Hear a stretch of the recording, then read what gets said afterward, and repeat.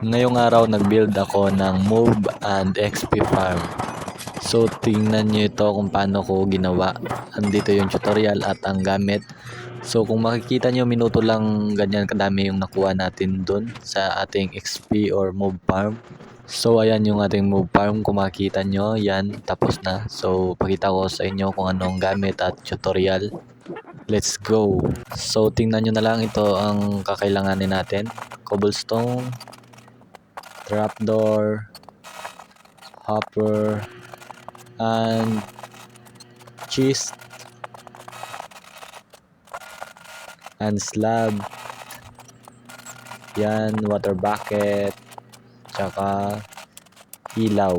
Para pagkatapos natin gawin, hindi agad i-spawn. Kailangan pa kasi natin gumawa ng trapdoor. So, pinorward ko muna. Tingnan nyo kung paano natin binibuild. At kung magtatanong kayo kung bakit nilalagyan ng slab, kasi dapat lagyan yan para dire-diretso yung zombie pababa sa water. And lagyan pa natin dyan ng trapdoor para imaginein ng zombie na black yun at kanyang patungan. Ayan, katulad nito, side by side na trapdoor. And kumpletuhin mo lang yan yung 2 blocks. And pagkatapos nyan, isarado nyo. Like this, tingnan nyo na lang. Pinorward natin konti para makita nyo kung paano natin ginawa. Yan, papatapos na tayo. Pagkatapos nyan, tingnan nyo yung karakter natin. Yo, diba tapos na. And then pagkatapos, tingnan nyo naman yung mukha ni Steve. Unang miss nyo si Steve. At ito, sinasarado na natin para pwede nang daanan at laglagan ng zombie pababa. At lagyan natin sa taas ng silong para dito sila mag-spawn. Kasi hindi sila mag-spawn pag madilim, ay pag hindi madilim. Dapat madilim. So, time-lapse muna ulit para mabilis. Yan, para mabilis matapos.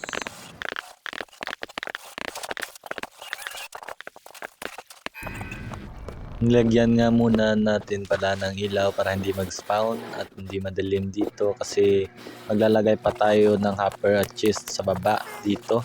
Ayan, kung makikita nyo, nag-spawn sila, kaya nilagyan natin ng ilaw para hindi sila mag-spawn at patulong tayo sa kay golem para mas mabilis mamatay. Ayan, nagsirambula na sila, ubos sila lahat kay golem. So inayos natin yung naputukan ng creeper kasi dito tayo gagawa ng cheese and hopper para salain ng mga hopper ang ating move farm.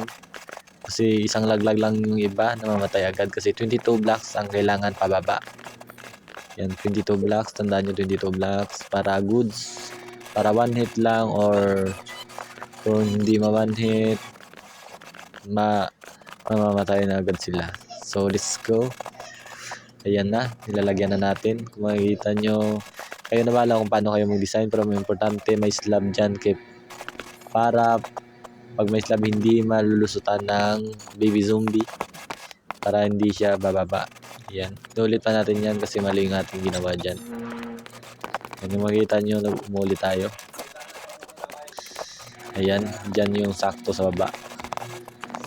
Kailangan nyo mag-dig ng one more block, yan, katulad nyan, yung one more block, yan, tapos lagyan nyo ng kayo na bahala mag-design kung paano nyo ilagay yung cheese, kasi sa akin ganyan lang, yan, diba,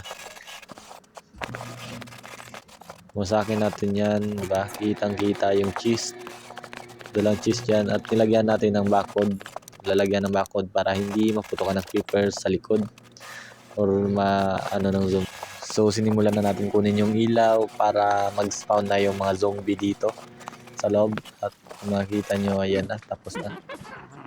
Ayun, di ba, ayan na yung mga zombie. Kaya pagtitigbasin na natin para magka-XP na tayo. Yan, di ba, lakas pang alien yung mga witch. Makikita nyo, maraming witch, maraming naipon na.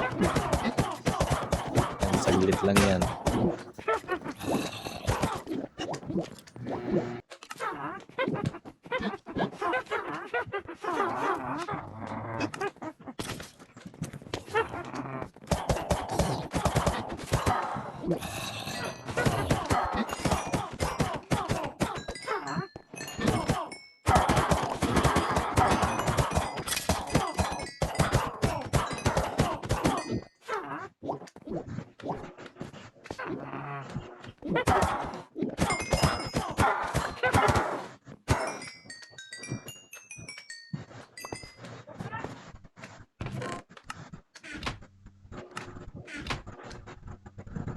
So hanggang dito na lang. Thanks for watching and don't forget to subscribe because that helped me a lot.